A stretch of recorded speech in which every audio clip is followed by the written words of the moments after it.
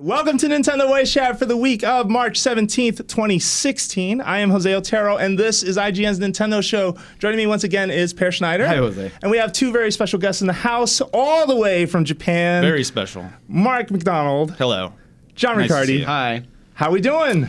Very good. Thank Yeah? you. Thank you for having Sleepy? us. Always. I'm okay. Time to sleep. Well, if Yeah. we have that whole spring forward thing going on, so No. you guys must be exhausted.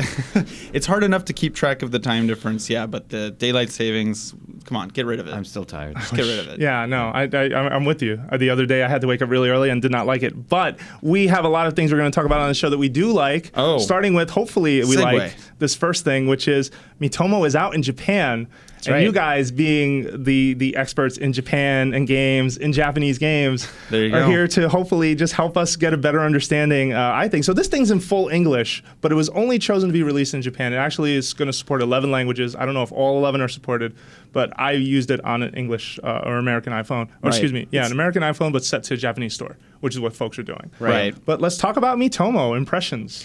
This is the guy to talk to right to my left here. I downloaded it last night at 2 in the morning, 3 in the morning after coming back, or from our party or whatever, and played it. I woke up after sleeping 3 hours and played it for 2 hours this morning. Wow. I don't have a lot to say, but it's really fun. It's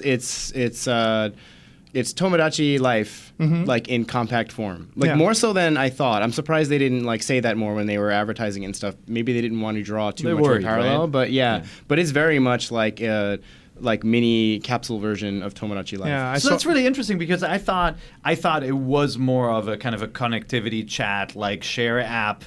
And so you saying that you played it for 2 hours, does that mean 2 hours straight you were messing with it? And there was enough gameplay for you to mess Well, around it's not a with? game. It's I not think a that's the thing we gotta gameplay. focus Or- on here. Yeah. but Yeah, you're I mean, doing but- something for 2 hours, yeah. Yeah. Whereas, Totally, on yeah. Facebook or Twitter, you're not going to spend 2 hours. Just, Right. Well, when you're first starting out, you're just exploring all the different things it offers and kind of checking all the different options and everything and connecting. It's very well connected to social media, which is good to see because you never know if Nintendo's going to get that right or not, right? Yeah, but right.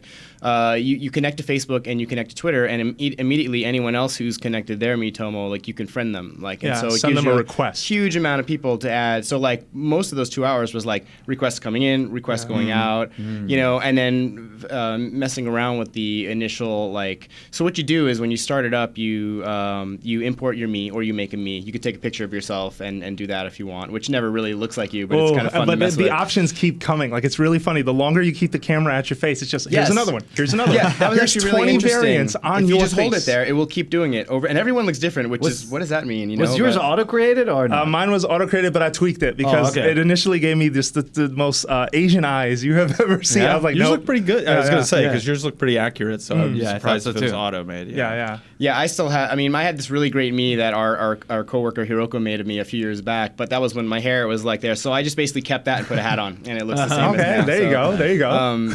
But you make your Mii, and then you basically answer a few questions. You do the exact same voice thing that you do in Tomodachi Life, where you say a few things and pick your personality. It's all the same exact thing, Yeah. maybe with Oh, just really? a different UI. Yeah. Yeah, no, the way you You have the personality sliders, in Basically. Tomodachi? Yeah, but Yeah. now it's sliding on sort of a graph, Yeah. it's more visual the and Japanese Yes, star the, graph thing. Where Exactly, the where you're lines- pulling exactly. Yeah, and People then know what I'm talking it spits about out a here. personality, and if you're unhappy with that, just go back and make some adjustments.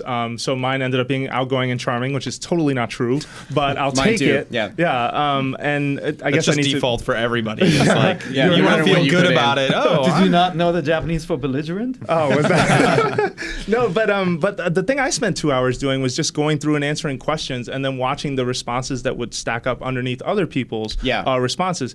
And I found that interesting, but it did become less fulfilling the longer I did it because I wasn't getting feedback. I was giving other people feedback and seeing the feedback that formed. So basically, when you answer a question, your friends can find out the answer to that question that you gave. So, for example, what's your favorite food, or what's your favorite TV show? What's do hot they right now? have to answer themselves in order to see your answer? Well, if they answer it, you're able to find out their answer, and that leads you to the comment section of here's those responses to that answer. So for example, comments and likes, kind of like on a Facebook post. You can like something or you can comment on it. You can get a heart or you can comment. You're allowed up to 3 speech bubbles full of text, it seems, so you can give a pretty long answer. It's got the Vocaloid thing going, so it's pronouncing everything. Like, nice. I think that Better Call Saul is amazing. Yeah, like you get like something like that. And then, but what struck me is that I really liked finding out other people's responses and then kind of saying something back. But what I did notice is, first of all, you're only allowed to communicate towards friends. I mean, that's been clear from the beginning, but you're able to see your friends. So their I will comments see and so on. what they had to say, but you can't enter or interact with them at all. It's just like, well, this is not your friend, so you're not allowed to talk to them. Yeah, so if you find someone, you're like, oh, I know that person, you cannot make the connection. You have to first make the connection on social media. Yeah, on Twitter or be in the Facebook. same room. Or be in the same room. Yeah. That's the other way to do it. Yeah, you both hit a symbol and you can friend each other right there. So it'll show sort of, you know how they had the card suite for when you pair a Wii U gamepad to a Wii U system? It's basically the same thing. You're both in the same room and you hit the same symbol and you're able to be friends. The thing I found this really interesting, so I added a bunch of people, and a lot of the people I added were friends in Japan who were playing it in Japanese. But like it's kind of extended outside the game too. We've got like a Line chat going. Line is like the messaging app that everyone in Japan uses, and people are just sending the pictures they made on Miitomo to each other over Line, which is kind of interesting. I wasn't expecting. Is it connected, or do you save the picture and then? No, you can save it, share it. You can do all save that. it to your phone and just share it that way. But you also can directly use Line or chat. Twitter or anything. Yeah, or it's Instagram. pretty well connected in that way. Email, Twitter, Facebook. Yeah. And so I was wondering, I'm answering stuff in English, but they're going to see their stuff in Japanese most likely. I was like, how's that going to work? Are they going to see it? Is it going to translate? Obviously, it doesn't translate. I got an answer. They'll see stuff in English, but the interesting thing is like the voice, if they're the voice does the auto thing, but whenever Japanese words come up, it just goes for like every Japanese character. That's it. Yeah. So which is kind of weird. So the question is localized, but the answer is it like the count? It's just like that's the like universal noise for not a thing in your language. You know what I mean? Which is really actually turns out to be kind of funny, but it's kind of a weird. Yeah, but thing. I'm still wondering what so and so said about like pizza. I'm just like, well, I don't know. Okay, fine. No, but it localizes the question. It will not localize the answer, and it's still got all the Nintendo potty filters you can think of, so you can't like go saying anything. It localizes a question because the question is not being everybody. Provided by your friends. The question is being provided by Nintendo. The program. That's correct. Okay. Yeah. So is there like Tomodachi Life? Is there like this idea where your Miis go on adventures while you're not there, sort of thing? They do visit each other. People come over. Yeah, you talk about that. People come over. Well, yeah, I noticed. I turned it on, and it's like your Mii is visiting, Kyle or something, and then it's like you can call them back, or I think you can maybe see what's going on there. I didn't try it. Yeah, so they come over. There's a thought bubble, just like Tomodachi Life, and you can tap it and then get a question or hear something that they have to tell you. Sometimes they tell you inside stuff, so it's like just between us. What do you think of? I don't know, to insert something here. And you would then, that answer only exists between you and that other person, and it's not shared as a comment section for everyone. And there's something with candy too. I haven't messed with the candy much, but I got to a point where because you can like someone will say something, you can view their comment about whatever, and then it's like more, and you can hit it and just get another comment about another person, and you can just keep doing this as long as you want. Yeah. But at one point I hit one where there's a little candy icon, and I couldn't do it unless I had candy to give this person. So I don't know how that works. I don't know if you mess with that much. No, but I know, so you earn candy from playing the one part of this app that is a game, which is called Miitomo Drop. Right. And it's basically a big, think of a Japanese, basically, I don't know, not a claw machine, but basically you're dropping something, and if it lands on a platform, there are a bunch of bumpers all over the place, and it bounces all around. Plinko, thank you. It drops on a platform. Pachinko in Japan, but Plinko for our Price is Right listeners. There you go, and the price is right. Yeah. But if you land on the slab, you get the item that is basically there. So it's a pair of pants or a special hat. They did an interesting way of gamifying the kind of gacha thing from Japan, to make it a little more entertaining and a little more, I guess, a little more skill based. It's still pretty hard. You got to get lucky, but they turned it into more of a game thing, and the sound effects are all cool. I was telling Mark I think it was from NES Pinball or something, but there's very clear classic Nintendo sound effects when you're playing this. It's pretty cool. And the best elevator music you ever hear. It's just funny how they use Nintendo's good really at the elevator, at the idle music. I'm playing Picross 2, which is all elevator music all the time. Right. It's amazing. But so how much money have you spent? I haven't. In fact, I haven't found a way to spend money yet. I was looking for that. So in the shop, I don't know this, so this is very misinformed. I'm just wondering if maybe you can't buy stuff unless you run out of coins or something? No, so you can. So I hope I get this right because I did find it, but it was sort of not clear at first. But yeah, so as you play this, as you use this app, I don't want to call it play this game because it's not a game. It feels so weird to call it that. But as you're using this thing, you're earning Miitomo coins, and those coins could be spent on outfits. You also earn game tickets, which is what you use as a free chance to play Miitomo Drop. Right. If you don't have game tickets for Miitomo Drop, you can use Miitomo coins for the drop.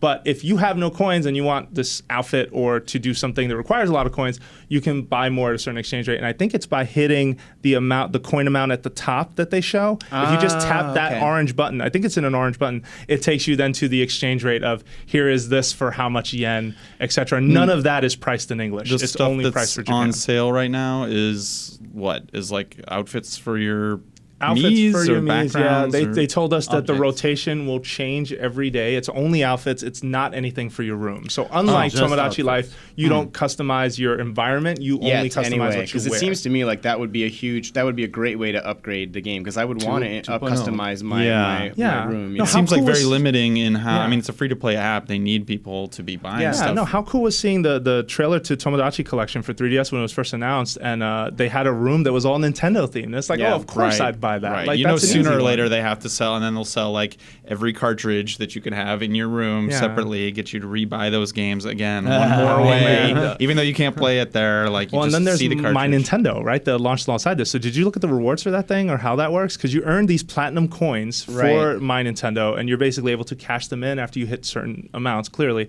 And some of the stuff is like things. Okay, so one of them was the My Nintendo Picross Twilight Princess Edition, whatever, but for 3DS. Another was WarioWare Touched ported for 3DS, but you can't buy that. Like, outside of using those platinum coins. You know what I'm trying to say? Yeah, yeah. It's like WarioWare It's Touch got exclusive ported to 3DS? Like, stuff. what? It's kind of like probably like Club Nintendo Awards. They had games like that every now and then, especially in Japan, that you could only get that way. I hadn't looked at them, but I will say to get those platinum coins, there's essentially an achievement system in the game, and the achievements are like, get 5 likes in one day or make 10 friends in one day or whatever. It's very basic stuff, but it's a way to it's another way to kind of gamify the app or whatever. Okay. It sounds pretty smart. I mean, like everything you're saying, it sounds like it has the makings of a hit in Japan for sure. I think so. It's very clear that they have done their homework too, because the Miitomo drop thing is absolutely like their version of a gacha system, and there are like for right now, I think it's till like April 10th or something is like the first. So you buy stuff in the shop.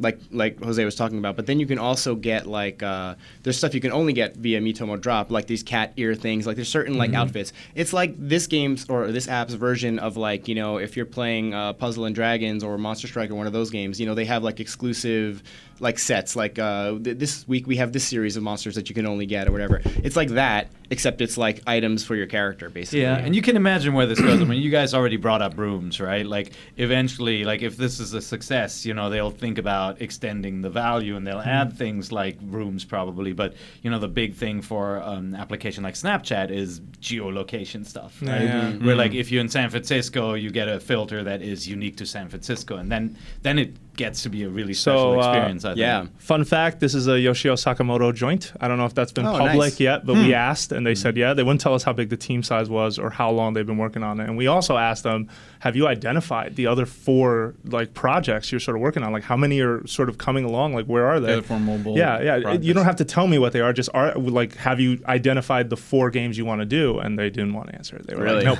we're not talking about that. that. Means yes. I mean, they must have. I mean, at this point, course. right? If they're gonna have, what are they by the end of the year or something? I think they said, or was it by the end of this the coming fiscal year? So the one that's going to start basically 12 months from now, more or less. Yeah, they'll have 5 applications, 5 games. Though, then Kimishima has already been saying next one's a game, and it's something that you're gonna hopefully enjoy. I'm not quoting him directly, but that's roughly what he was saying. So the one thing we don't know yet, just to kind of wrap this up, I guess, is like it's brand new. It's literally been out for hours, but so far so good. It's very interesting. It's very entertaining. Like the interface is really well done. I feel like it's off on the right foot, but like with Tomodachi Life too, that was amazing for like a couple weeks, and then it suddenly was you fell off really quickly. Yeah. So we'll have to see how whether this is a thing that keeps going. Hopefully they're doing the Splatoon plan where it's like, hey, every couple of weeks drop something else, drop something in here, changes, keep making this thing grow and be bigger. And that was tough to do on the 3DS, right? The 3DS is not a device that you can update everywhere you are. And Right. even there, though, like Fire Emblem has like a rollout for new maps, right? Exactly. It's not like just here they all are. It's all released over time. So I think they took a hard look at like, game makers on mobile like King and any of these guys that keep the platform going and keep on updating. I totally expect that with this product too. Definitely. Yep. All right, so then moving on, this week the news that Pokemon as a series has sold 200 million copies worldwide. That's it? For the mainline games, that's huge. 279 million if you count spin-offs, so that's cool. And this is as of February 29th. Wow. This is, of course, the year that series is celebrating its 20th anniversary. I dug up your old review in EGM. That was awesome, yes. Yes, I found awesome that. and terrifying whenever people do that for Pokemon. OG Pokemon. Yeah, I have to read it over once and make sure I'm, otherwise I'm going to have to take off from social media for a month if it was a horrible review. But fortunately, it was on point. No, I thought it was. If you read it, I think it was pretty much. We kind of called it like we saw it, and it turned out to be a big thing. How can a billion Japanese people be wrong? We have many? The Pokemon strategy guide master Mark MacDonald. That's right. Yeah. I've since forgotten everything about all of the Pokemon. You called Jinx a quote creepy mofo, perhaps, on a podcast. Okay, well I stand by that. Still, Mr. Right. Mime as well. Don't trust that creepy. guy. No. Yeah, very creepy. There we go. All right, so then let's move forward to the real reason I called you all here today is Nintendo Wish at this podcast wants to resurrect something that you had a big hand in making happen, which was IGN ran a column called Hyrule Times because Zelda was such a hot topic on the internet, and that was your creation. I want to say. Yeah, it was. It was also Matt and I ran it, and I wrote most of the installments. It was also born out of the realization that there weren't a lot of games coming. And so, we could cover, a generic game from Midway or, any of the other kind of like Dream Team leftovers back then. Or we could say, hey, everybody wants to read about The Legend of Zelda because there's a new game coming out. So let's really lean into the history of it and everything. Yeah, and so that spawned in my head just us bringing that back as a segment that will hopefully be its own thing on this podcast. That's a good idea. I used to love that. I used to love that. Oh, the Hyrule Times? Yeah. Sweet. You guys got deep. You guys got detailed. And when there aren't a lot of games coming out. Yeah. Right. You had a lot of free time back in background then. Exactly. Not a lot going on in N64 land. Well, no reviews for a month. So this will be our volume 1 of Hyrule Times. And what I want to talk about specifically, because you guys were all in the press at the time, sort of the road to The Legend of Zelda Ocarina of Time. I mean, because at that time, I still remember picking up EGM religiously. I actually still have the issue that has Link pulling the Master Sword out. I meant to bring it and forgot. The Hyrule Tattler, or what was the name of the in-game fiction? Tabloid style. I think tabloid that's style, what it was, that was a great way of presenting all this stuff. There was so much to talk about with Ocarina of Time. Yeah. And then, it just chose this tabloid format for there's something in there about chickens. I forget, but it was a nice little presentation. Friend of the show, and Christian Boyer. You can tell, out. In the same boat, right? You had to come up with some way to talk about things that, almost like what Famitsu does, where they have a bunch of screenshots and they get no information. And so that was that era. How will you wrap this up for the audience? Right. Right. All right, so let's get into it. What do you remember from that time, leading up to Zelda Ocarina of Time, a game that is a masterpiece, right? It's still considered the 10 out of 10 sort of game. Absolutely, yeah. Was that the first platinum in EGM history that got all 10s? It was that or Metal Gear. I think they were a month apart from each other too, so I don't remember Metal which Gear, came first. I think Metal Gear did come out a month earlier. It did get all 10s. That was right when I came into the press, but you had been at EGM and you went to Space World where it was first shown? I got to play the first ever playable version of that game at Space World. I want to say 97. Well, it came out in 98, right? So it must have been 97. Yeah. And at the time, it had already been delayed a couple times, but it was due to come out the following April. So this was before it got delayed again, if you guys remember. It got delayed a number of times. And I got to play the playable demo. And actually, for some anniversary recently, I went and dug up the article that I had written. I had to find the Internet Archive because the site that I wrote for was videogames.com, which doesn't even exist anymore. That was pre-GameSpot. Yeah. And that was a long time ago. And I found this. No, it wasn't Nuke, not quite that far. It was whatever EGM's associated site was at the time. We had changed a few times, and but I found it, and I had a really thorough I'll send you a link later. I read a really thorough like kind of walkthrough of the demo. But do you remember what areas they showed back then? I'm trying to remember if I played that one. You know, I should have read it before I came on here. But there was 3 like types of demos. There was like a dungeon demo where you fought I think Dodongo, and then there was like a field demo, and then there was like one other demo. I don't remember if it was town or what. They gave like 3 different experiences of the game. Was it the rotating town? The You know, I honestly, it was either that or you know, just the main village that you go to by Death Mountain. I forget. Kakariko. I forget at this point which one it was. I remember I think the first thing I played was the Dodongo fight. That sequence where you run away and then throw the bombs and everything. That was one of the 3 things on there. For sure. And I'm trying to remember because it all blurs together when it's like it does. It really that does. long ago. But also I remember before we got to actually play it. You know, you just poured over every screenshot that came out, and there was a screenshot of Link obtaining the Triforce. Yeah, right? Well, and which there were never even happened in the game. Earlier, remember that there was super early movies. I mean, I remember shiny, watching early internet, nut. this big postage stamp sized video, waiting 10 minutes for it to download, and then seeing like 15 seconds of, and at the time, completely blowing my mind just because it was polygons. But even compared to what it finally ended up being, I mean, it so looked like ugly garbage. It was So it's like super flat early. shaded polygons, just all but a bunch of triangles. Like So there's the Dark Knights, the like heavy guys, right? The guys. There was a short scene of him clashing with Link. Link looks really bad. Yes. And that guy looks like Metal Mario. He's got that same but effect again, on at him. the time, like now, you can look at it. At the time, I was just Metal! like, what? I mean, I was literally like Sparks. the whole screen was an inch tall, Yes, so the Link sparks. was like a half an inch It tall. felt like a lot of anything that used metal that was a polygon. It was like show off that reflection. No, it had that wish I- N64 like Silicon Yeah. graphics effect on it. They used that wherever they could. Yeah, they like could- they water, did. they would do it It sometimes. just looked like a water bunch of doesn't look triangles that. like Yeah. blocked together. And, Basically. and it was a look that was more like the Zelda 2 Link, Yes. not the one Yeah. that we got. Specifically, Yes. like the Super hair and the pointy way it nose looked. and everything. Yeah, and ears and all exactly. that. And then there was another screenshot that showed the Dark Forest with like polygonal trees and a Poe flying around, which never made it into the game. But like when I saw that screenshot, I'm like, oh my god, they can create an entire forest filled with trees, Right. and you'll Actually, be they walking can't. through it for 30 minutes. And Right. they probably thought that too, right? Right. Or we can make walls and paint trees on them. Exactly. Yeah, but And hope for the best. exactly. But yeah, the Triforce chamber had water in it. And you guys remember it had like the water reflections on the walls. And It was kind of like, in a way, they were showing the technology and what could happen with the game, but not really what actually did. But I did remember very distinctly that Zelda 2 vibe. That made me very happy as a big Zelda 2 fan, because like even like I don't remember if it was a screenshot. It must have been. It wasn't a video, I don't think, of like Link walking, and there were like tall buildings on both sides. Yes. and it looked very much yeah. like he was walking through a Zelda 2 town. You know, it was like, a big town, yeah. Yeah, and I was just like, yeah, this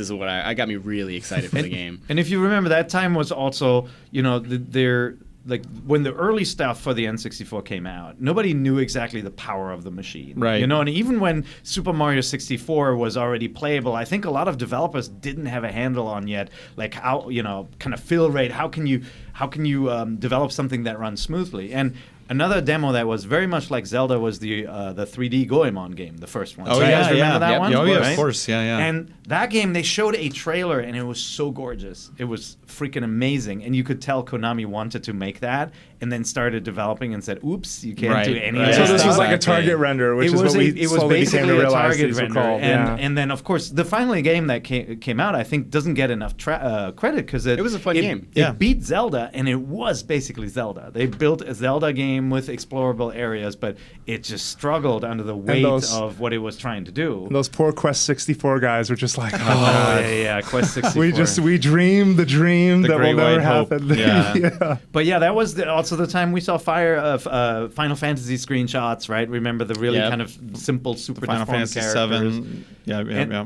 And so, you know, everything we saw then in screenshots was really exciting. And then once you got a sense of what Mario played like, you kind of put two and two together and you said, oh my God, if they can pull off Mario in the Zelda universe, like something that feels that fluid and like you have full control, and we all thought Link was going to be able to jump, right? Well, except At for the jumping, right? I was going to bring that We up thought actually. so. When you heard that the idea that jumping would be just when you're running off a ledge, it automatically jumps. That was just heresy at the time. It was just like, what are you? How could you do that? Yeah, So that's dumbed going down. to ruin it. Yeah, that's totally awful. And then total non-issue, even among like super fans, the second that you actually played it yourself. But it's funny because I mean, jumping was not a staple element of most of the Zelda games, right? Like you had Zelda it in 2. two, Right. You had it in 2, and you know, you had upgrades that let you do stuff. And then there But was being in 3D and after Mario too, it's just like, thought- how are you going to navigate this 3D world and when Link's you can't Awakening even jump? had jumping You as could well, jump, like that. But Yeah. the portable games always took risks and tried like weird things. But I do want to point out, I read that in an issue of EGM, and I was like, what? Like I still remember, just Right. like, Burn the magazine. He can't jump. These are the people who made Mario, and he jumps. How does this make There was sense? a controversy on message boards Yeah, too, absolutely. early message boards that ran on gas still, and people tablets. were as upset as over an all-female Ghostbusters or something. Right.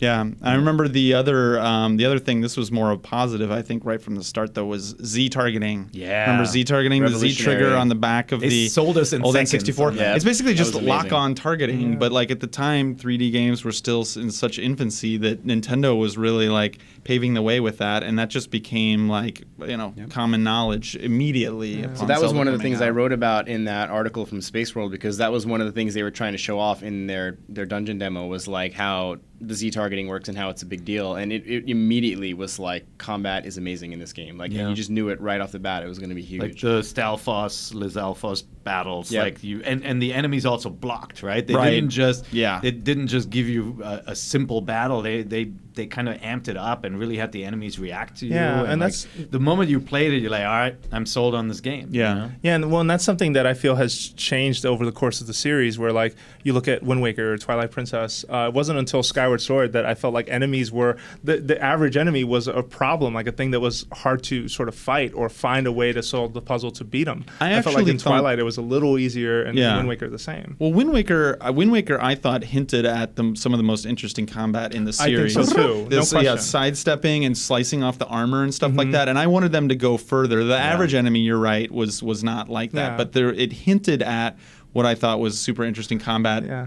I never saw them take that ball and kind of run with it. Yeah, and I remember, just to jump to Wind Waker for a second, but in EGM, you guys had a poster that had like all your tips for Wind Waker, and it had like this flow chart of everything. It was either in the issue itself or in the poster itself, but it was a flow chart of everything you can do as basically the Wind Waker Link, and he was so powerful. Like, take every rupee, take everything from him first, then cut him down the side, take his weapon. That was, I remember I annoyed the living heck out of this man because we did a Let's Play together, and he's like, just kill it. And I'm like, no, I need Stop torturing the poor guy. Yeah, I need everything he has first, and then we will take him out. But it was that was such an entertaining element, right? It's like kind of the meta game. Like, we all played Mario 64. When we ran somewhere, we didn't run, we jumped. Yeah. We did, Yahoo. Yeah, exactly. Yahoo, slide, yeah, right? And Right. like, in Zelda, it was literally like walking around swinging that damn thing and stealing your necklaces. But you play Ocarina today, and you still have plenty of enemies that you have to wait for an opening. You have to stay and block and wait for a chance to then swing at them. And some people say, well, that hasn't aged great. I think in some ways it has aged better than some of the other parts of Zelda's combat. And granted, it's gotten better. I don't want to make it sound like, well, Ocarina did it best and no one else. Like, that's not my point. But I miss that edge to, there's a certain way you fight this guy. And I think in Twilight Princess you got there eventually. There was like the dark nuts near the end, where it's like, if you're not slicing off every piece of armor, you're not fighting this guy the right way, and he's going to tear you apart. Yeah, and it had cool elements like you want to lead them to smash the pillars to get hearts and stuff. But I mean, you can see the foresight in this game that they wanted to give you so much variety in combat that you could map things to the C buttons, right? The yellow buttons. I mean, I think that it took a lot for Nintendo to say, we're giving up camera control entirely in this game after they worked so much on Mario 64, and then instead give you this variety of ways of attacking, because you could fight somebody with a sword and quickly switch to a boomerang or another weapon in Ocarina of Time to kind of like, as you progress and get more items, right, an enemy that you might have to spend more time for in the beginning, you don't have to do that. You can just go quickly stun them and do something. Yeah, and the guy who gets the credit for Z targeting, according to legend, because I don't know if he's ever actually said it, is Yoshiaki Koizumi. They say that he was the dude who sort of helped come up with that system of, he's hey, one of their lock best on. designers. I mean, he's the Mario Galaxy games. He's like the director of like some of their best stuff. I mean, I want him to make a Zelda game someday. Me too. No, We I share love that. Aonuma and I love the Zelda team, but I just think it would be so cool to see the team that, evolved the Mario 64 into Mario Galaxy to kind of evolve Zelda into just whatever their vision of Zelda. Well, and be. he's worked on some of their most interesting Zeldas. I mean, Link's Awakening and also Majora's Mask were like big time. Koizumi had a role in either planning or story, and I feel like a lot of his ideas really show in those games. And then, clearly Aonuma took the series in his own direction, and it's not a bad direction. But I've always kind of, in my heart, hoped Koizumi would come back to work on a Zelda. But it doesn't seem to be the case. He's the Mario steward instead. Yeah. And I love that he has time to think about like game systems like that can change things forever, because Z-targeting did change things. Like game developers did not think about the need in third-person games to create this lock-on. It was all about, the camera is behind the character. It's almost like a first-person shooter. Where you point is where you look. Right. And he basically said, no, what matters is this one character, and I'm going to lock onto him. And when they first showed that, every developer said, "Oh yeah, okay." Exactly. And they started changing the game. So when you go back to like 1997 and you look at the early 3D games, you'll see something really important missing. Well, and he's a storyteller. I mean, his first job for a Zelda-related project was the art in the manual for Kamigami no Triforce, for A Link to the Past. Wow. That was Koizumi's like first thing he ever worked on with them. And then he grew into another role, clearly. And that's something that you sometimes see a lot over there. Like I think another example is Kento Motokura, the guy who was a co-director on 3D World, also came from art. And he is now co-directing, a Mario game. And presumably he's on the next one. Like, I mean, we don't know, because he hasn't, at least whatever he's working on hasn't been public since. Anyway, but yeah, so then Z-targeting, but what else is there that sort of comes back into your mind, like outside of the jumping, outside of like leading up to it? And if not, and we've hit the ceiling on that, like then when the game came out, like let's talk about that, right? The review event. You were there, right? I was there. Is it Julius Castle or something here in San Francisco, right? It was I might have been to the preview event. I went to Seattle to Nintendo's offices. They did this thing, and this was the first time they've done this a lot since then, but at the time this was the first time they'd done this, where they sat you down with the game for like 6 or 8 hours and like just let you play as much as you could in that time, and then just to get like as much out of the game. And they did this like treasure hunt thing through Seattle. Like they took people around to like find, cheesy items or whatever. It was like supposed to be like a Zelda thing or whatever. But I remember the treasure hunt. I thought that was here. Maybe there were 2 events because you guys were print. That's true. And so you had the lead time. You probably had an earlier one. You're probably right. Yeah. Yeah. That was an incredibly cheesy treasure hunt where a dude was standing in the middle of San Francisco dressed up as a wizard. Right. We have plenty of that already. I have this wonderful picture of Casa Messina next to just talking like nonchalantly with this wizard. And there was a guy in like knight's armor too. Like they really tried to like take it out into the real world and entertain you, when of course all we were thinking about is just let me play this stupid game. This damn game. That was a pretty magical experience too, though, because that was for me not the wizard. The wizard definitely was magical for a lot of reasons. No, but the playing the game pretty much done. I had played that early version at Space World and then hadn't really played it since then. So then playing the game that was kind of almost finished and actually just getting to like really experience the beginning of the game was very cool. Sorry, I didn't mean to do that. Are you serious? I just asked. I can't reach it. I don't want to reach across the table. Another cranky cat? For those listening, Pear just threw water on the floor rather than give it to me. All right. I didn't mean to interrupt. So magical experience. No, I like how they all quiet. They're like, what's going on?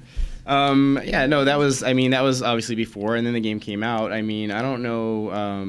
I distinctly remember reviewing the game for EGM and playing the crap out of it. But we also, and I've talked about this before. Actually, I don't know if you guys have ever talked about Back in My Play. It's a podcast by Kevin Larrabee, a friend of ours, who just plays old retro games, talks about them. And we talked a bunch about Ocarina of Time on an episode. Nice. In the past at one point. But after you listen to this, obviously, you should go and take a listen to that as well for some more stories. But I distinctly remember getting a copy of the gold cart. They sent it in this like treasure chest, which I still have, this like silver hefty treasure chest that you would open up with the N64 logo on it, and it had the cart in it. This may have been a print-only thing. I don't know if it was. have that chest. You have it too? Okay. And I sleep in it. And I still have the chest and the cart. So we got it like maybe 2 weeks early. But that was just great, too, just to be able to kind of play the game unfiltered, the internet wasn't as big of a kind of a nuisance as far as like spoiling stuff then as it is now. But even so, to be able to play through it kind of pure without nobody could really help you except for like other press people, which we didn't really talk much back then. So like to be able to play the game kind of unfiltered and pure was really awesome experience. And that happened all the time. I mean, I remember a couple of N64 games where we were stuck on something and there was just nothing that you could do, right? You just had to go back and figure it out. So our review event was in San Francisco, Julius Castle. Okay.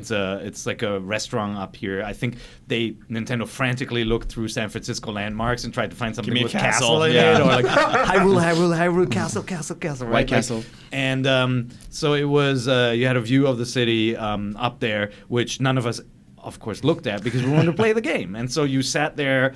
Miyamoto was walking around, and a couple of other folks were there from Japan, watching everything you were doing. I mean, it's like, it is not my preferred experience with a game. I don't want somebody looking over my shoulder. The creator of the game looking over your shoulder. Judging me when I'm failing to lock onto an enemy. That happened to me on Star Fox Zero. Miyamoto's in the room, and I'm just like, oh my God, if I fly into something, what am I going to say? That's pressure. It adds some pressure, but to the game's credit, you quickly forgot that there was anybody else there. And then you also didn't want to see the other players. Like, you didn't want to hear like, do-do-do-do-do-do next to you and go, oh, God. I wanted to figure that out. And that's right. We were trying to play as much of the game as possible. It may have been a preview event, not a review event, now that I think about it. And they still do those preview events for even current Zeldas. I feel like with Skyward, I remember Jeremy going to an event and playing for like 6 hours straight, coming back, writing a bunch of previews up, and then we got the game later and we were able to then review it, which I got to do, and it was incredible. But still, like, I could only imagine, again, that race of like, I don't want to know, I want to make sure I get through this. And it was such a magical game, right? Like, it really was. You heard people go like, holy crap, next to you. Like, whenever you got something, or when somebody got the horse, everybody's like, he's got the horse.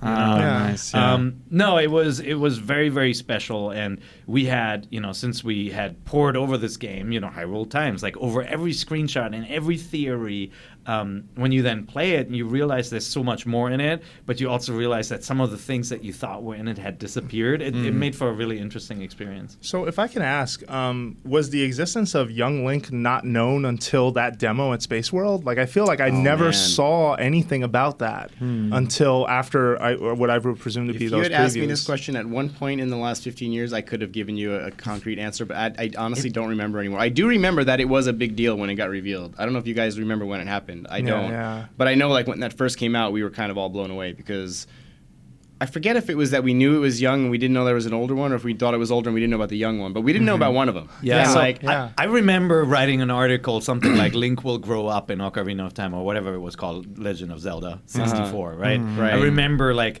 that leaked out through a Japanese magazine or something. Link will grow up, but we didn't know what to make of that. That's like Peter Molyneux saying the trees will grow, right? What is he like when you level up? Is it like Zelda 2? And like, we didn't know. I don't remember like the exact moment where we saw for the first time that there are 2 Link models. But that was definitely a big deal. Yeah, I think just lastly, before we wrap and then we just move on to one more topic and we call it a day, is that I think the thing that blows me away is every time I go back to it, the amount of confidence they had in the dungeon design. Like, you have that first, the one inside the Deku Tree, and then as you move forward, once you become Adult Link and you go to the Forest Temple, like, the rules are completely changed. You are like backtracking, you are like searching for keys, and it's a puzzle to be solved with twisting corridors and things that, I don't know, it amazes me how timeless some of that stuff has been design-wise, despite the facelift that it got, because it got a pretty major one when they re-released it on 3DS. Yeah, and I would say focus is a big deal, because they didn't just introduce a new gameplay element and then repeat it, right? Like, you didn't get a dungeon where then you untwist the corridors. They gave each place something very, very special and specific, right? Obviously, you have like the water temple and the fire temple themes, but like the puzzle design, like really different, and you learn more and more as you progress. I just thought, I mean, like, how often do you get the luxury of game designers sitting down and really kind of mapping out this quest? And I think this game did it so well. Yeah, it was the whole package. I mean, moving the kind of Zelda-style dungeon into 3D, and it just nailed it right from the first time, where it's like you can't even now imagine it really any other way. Every other Zelda since then has really just been iterating on and perfecting, that kind of I mean, it's the same mechanic that the old games had too, like finding the keys and then the master key and then the item per the dungeon, and the dungeon kind of teaches you to use the item and that sort of thing. But yeah, like having to go into first person every once in a while for certain things, and like, you know, there were really interesting elements and interesting use of the 3D. You could almost see the designers, same way as in Mario 64, kind of experimenting and coming to grips with what it meant to then now be able to be in 3D, to be able to shoot and aim arrows and, you know, aim the boomerang and do things like that. Phantom Ganon, right? Like, that's the one that everyone was like... By that time, yeah, they taught you how to aim and to expect, like, you know, this battle that goes in 360. But the very first dungeon, the Deku Tree, do you remember you step into this thing and it goes... And then the camera, like, goes up and it, like, shows you everything everywhere. That's right. And, like, basically just says... this is not just about what's in front of you. Right. You gotta look around. Go you gotta up. figure this out. Yeah. And they do it without a word. They do it Right. without a hey, listen, right? Like, they just show it to you, which was That's true. really cool. That is interesting that the very first dungeon has that huge vertical element to it, which is like, multiple obviously, floors. hey, we're in 3D now. Like, you're going to be going up. you And the know. exit is right where you are. It's the spider web. You got to Right, crash. and then it You gotta get ends through, up going right? back down. Yeah, which and that is was really cool. actually asking a lot of the audience. You know, like Yeah. that you got to figure out to get up there, jump down. Well, and they did a smash good through. job of like having the camera sort of hint at you where you should be looking or what you should be thinking about. right. I think that game, I've told this story before, but I just like to tell it because it's really my strongest memory of that game is the first time that I got to the Forest Temple. I was really deep into the game. It was like Thanksgiving break, and I was just like at home in my room, like not leaving the room, playing the game all day. First time I got to the Forest Temple, the atmosphere of those dungeons, especially when you became an adult and got to like the real dungeons, was so strong that I had this moment where I forgot that I was playing the game. Like, I just was like so absorbed that like I had this like moment where it was like I popped back out. You know, I was like, oh my god, I forgot. I'm like so into this, so absorbed. And I mean, you look at it now and you're like, well, whatever. Right, but back then, it was like the thing, you know. And that was like to me just like the ultimate like compliment to the game design. I think like that you can make something that could have you feel that immersed in it. You know. Yeah, it was magical. Yeah, Use you that word again. Yeah, you absolutely forget, you know, your place in the real living room when you're playing it. But then once in a while, when you pause and you step away, you realize like all the little game systems and elements that went into pulling that off. Just like think about it. You enter a room, they do two things. They orient the camera behind you so you know, oh, the door that I came through is behind me, right? Like, remember, it's got this 3D perspective. So, like, in Mario was different. Like, you might walk into a room and, like, the camera is in a different angle. But they do these little subtle camera orientation tricks. Then on the map, they mark where you came in, right? Like, they show you all, they give you all this help to find your way through a 3D space, which was not something we did in games. You take it for granted now, but they really had to think all that stuff through. And No, totally. All right, well, thank you very much for you know, kind of digging back into history there. Thanks for making us feel old again. Yes, always good. I apologize. Here's something to make you feel young. Then is that I want to know, and hopefully I don't think we'll come to an answer here, but a week ago, roughly, Aonuma made a comment to Famitsu in an interview. Now this interview was obviously about Twilight Princess HD, which just came out in Japan last week. And apparently outsold Wind Waker HD in its first week. If that's that, wow, really? I read that somewhere. Okay. No, I mean, I'd believe which it. Surprised me too, right? Yeah, Like, no, I think the market has probably. I mean, the install base after Splatoon has probably grown quite a bit, though, right? Since Wind Waker came out, so that might be a part of it. That could be it. Okay. Well, so during this interview, though, Famitsu asked, so you know, how's Zelda coming along? And you know, at the time he said this, the key word here is that this would be something new, that he acknowledged Ocarina of Time was a huge leap for the Zelda series. And since then, you know, he thinks the base of our secret sauce has always been Ocarina of Time. Like, it was something that you kind of knew as a Zelda fan, but you never really had anyone say it, right? Or we said it all the time. Oh, you guys did? Sorry. Constantly, yeah. I feel like I haven't heard it enough, and I've heard you guys plenty of times. I don't know. No, I mean, I think that's something that every Zelda fan... I mean, I think this is Nintendo catching up with where I think Zelda fans probably were before Skyward Sword, where it was like, okay, we're after Twilight Princess is kind of the like really retreating back to the model, and that was great that we enjoyed that. Now let's go on to the next thing. And then Nintendo tried one more time. They had like, you know, some motion controls and did some stuff, but yeah, I think like that's at least what we've been talking about a lot on the E4 Play podcast. That's right. Check your local right. listings. What we've talked about a lot since before then was like, it's time to like shake up the formula. As much as we love that formula, as much as we loved Ocarina of Time. Well, this is the exciting part, right? Yeah. Direct quote. But this time, the change in flavor will be like going from Japanese food to Western style food. Perhaps players will be surprised. And he's been teasing this, right? I have something in mind for an open world game. And I really can't wait to share it. And by God, you need to share it already, because I don't know if I could take much more of this. It's a scary. I mean, it's interesting. It's tantalizing, but it's also scary, right? Yes. Right. Like, if that means, you know, mixing up the way the world feels and giving you like a different sense of freedom, then I like it, right? But let's also not forget that, like, the original Legend of Zelda pioneered that freedom that we see in games like Elder Scrolls, actually, right? And so I want to make sure it's like it's not just we realize all the good stuff that has happened in Western RPGs, and I love them. I play all the big, you know, Bethesda games and everything. But I want that unique touch that, you know, this Japanese development team brought to the formula back then. But do you think, I think a lot of people interpreted this as Western influences. So and I got worried by that, because I don't think that's what he meant at all. I think the analogy, like, it's a little scary to some people because they're like, oh, I kind of like the Japanese food or whatever. And so I don't want hamburgers in my Zelda. I think maybe that was a little intentional because obviously open world games are more prevalent right now in the West, and it wasn't accidental. But I think, to your point, Per, I think they're incapable of not being Nintendo. Not being that, right? Like, I think in a lot of ways, we talked about this a lot too. It's exactly what you're talking about. It's returning a lot to like Zelda 1. Yeah. Very first NES Zelda, right? Is what we're kind of expecting from this game. And that kind of freedom. With Link Between Worlds tried that a little bit. Yeah, absolutely. I think that was them experimenting with some of the kind of concepts of doing things out of order, quote unquote. I think that was their way. He may have even said this before, I don't know, but if not, like, I kind of invented this quote in my head. But I mean, I think he basically, in Link Between Worlds is like, in order for us to understand it, we have to make it ourselves once. And that's why it's so similar to A Link to the Past. It's like, let's make an old school Zelda game that doesn't really hold your hand, that kind of embraces the basic mechanics of what made Zelda Zelda back then.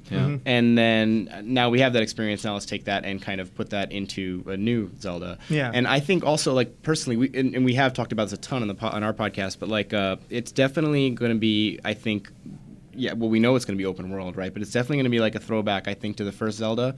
And I think, like, after playing Dark Souls, to me, Dark Souls is the modern version of the first Zelda, like, in a lot of ways. And I feel like that, I don't know if Aonuma's ever played Dark Souls, but I kind of hope he did, because I feel like that, to me, is where I wanted Zelda to be going in the first place. So not Dark Souls 2. Yeah, Dark Souls 1. no. But that every time that comes up, I feel like that scares a lot of people too, because they're just like, well, Dark Souls is too hard, and they latch on. We're not talking to, about like, difficulty.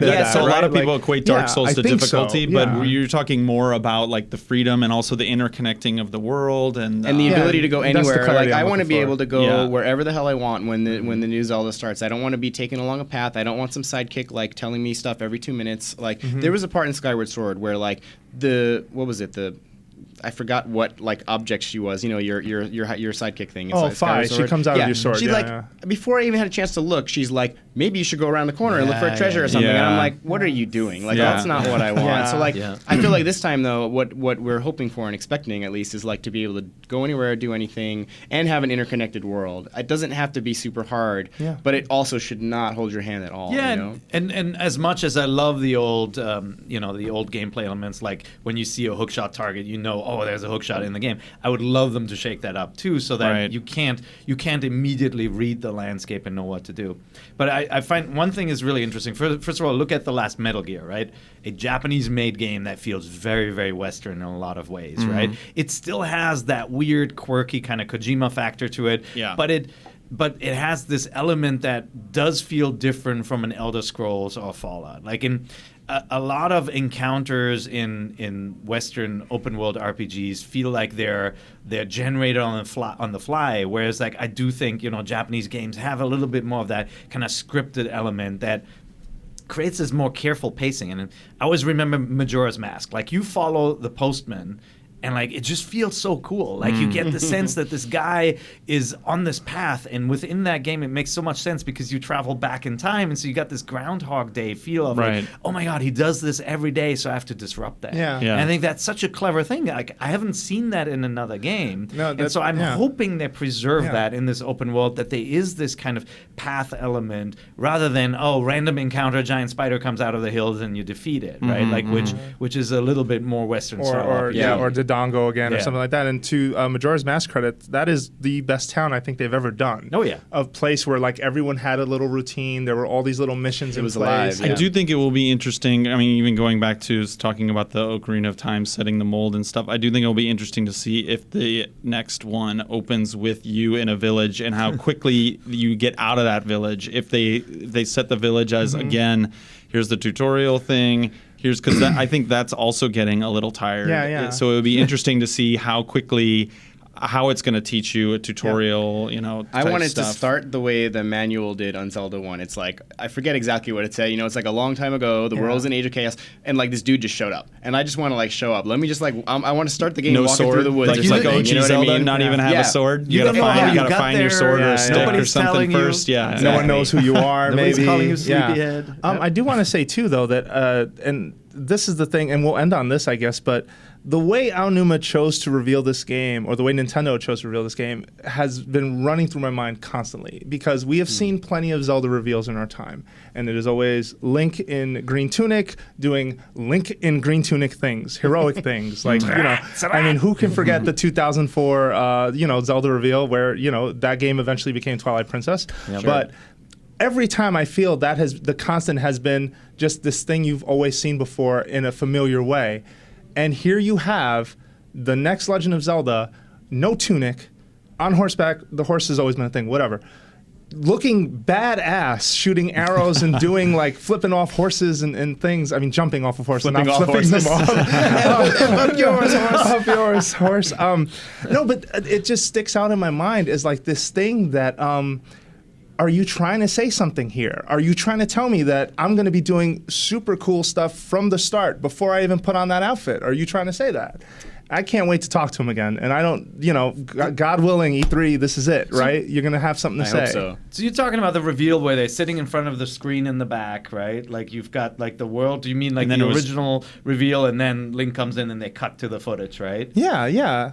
I thought that reveal was really interesting because they used Zelda as a wallpaper, man. Like, they had it behind them the whole time. And I think the point was it's about the world. Exactly. Like, this time it's real. Link wasn't even there. It was just grass and he's just sitting there the whole time. But then why not have Link in Link armor or Link outfits doing Link-like things? Like, I didn't get that from this. And I almost feel like maybe I'm getting my hopes up. But I do wonder if that's part of what he's trying to address here. I know it's heresy to some fans, but I actually would have been really happy and will still be real happy if it turns out that Link is a woman. Like, just because it's like, mix it up. Like, give us something new and different. Maybe not heresy on this podcast. You are absolutely right. Yeah, I would love super happy. just to have it be different. Yeah, and to explain that, I mean, the viewpoint, we've said this before, is that it's a repeating storyline with a different hero, right? Like, it's not like Samus. It's one character. Link is a different Link in so many stories. Right. Like someone who's chosen and then picks up the sword and the tunic and becomes the hero. So I do think it would work with that. It almost feels like it's too on the nose, though. Nintendo doesn't do things just because you're expecting it. Right, and right. All the talk about whether the character in the demo is male or female, I bet it's,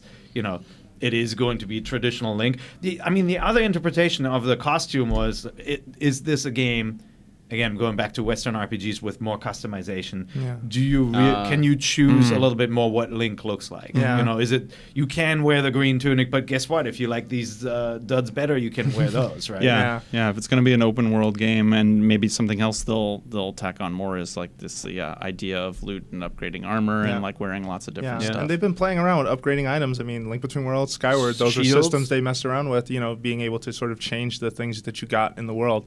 But we've got to go because I know you guys have a place to be. And I actually messed up at the start of this podcast because I did not start out by reminding people what you do. You guys work in Japan at 8-4. We're just so well known and so famous that no introduction necessary. At this point, you've been on this show before. It's true. Both of you, actually. Yeah, so you're returning guests. But if it's your first time listening, give them the elevator pitch. Who are you? So yeah, we both work at a company called 84 out of Tokyo. We do a lot of game localizations. We have worked on some Nintendo properties before, but we're here at GDC. We handle the Japanese speakers. We do lots of different stuff. You handle meaning you're translating in the, That's in the right. There's panels. a caravan. You're also making and sure we're nobody walking them runs into a around. car. That's right. We hold their drive on the hands, wrong get side them here. here. We set up the talks and then walk people through the process and just get them here, Great. and then Interpret handle the them. interpretation and And stuff like that. What was your last project that you worked on? Like The Nintendo one was awesome. What was the last Nintendo one? The last big game was Xenoblade Chronicles X. Oh, there you go. That was which a lot of work, huh? Huge, Yes. huge isn't it doesn't even begin to describe it. A project that we worked on for about a year. And we do little games too. We did like Neko Atsume, the mobile game, which is super popular right now. That's right. So That's cool. from little mobile games to big RPGs. You should translate Mother 3. That'd be nice. We would love to translate Mother 3. That would be Nintendo. fun. Okay. But Maybe yeah. we'll pool our money and we'll just pay you ourselves. All right. Yeah. But thanks a lot for having us on. Yeah, Absolutely. Yeah, yeah, Yeah, thank you really for fun. coming on. Always a pleasure. Yeah, no. And thank you, listener, for checking out and listening to Nintendo Voice Chat. We're a weekly show on IGN. You can leave us feedback by going to nvc@ign.com or head on over to iTunes, leave us a show review. Where can they find your wonderful work, gentlemen? So the 84 Play podcast, you can find up on iTunes. That's a little podcast we do about Japanese games. Well, just games in Japan and Japanese games. But that's up every other week. You can also find us at 8-4.jp. Yep. Or on Twitter.